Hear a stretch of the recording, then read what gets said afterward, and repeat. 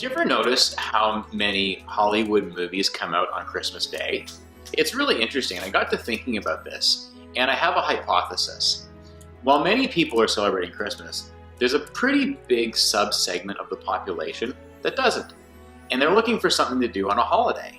So I thought to myself, what does this mean? What can we learn with respect to the lesson around when a big group of people is doing one thing, how you don't necessarily want to ignore other niche markets that could be really lucrative and interesting. The Chinese food restaurant people figured this out years ago and created an entire thing where people of the Jewish faith oftentimes have Chinese food at Christmas. So what can your organization do like that?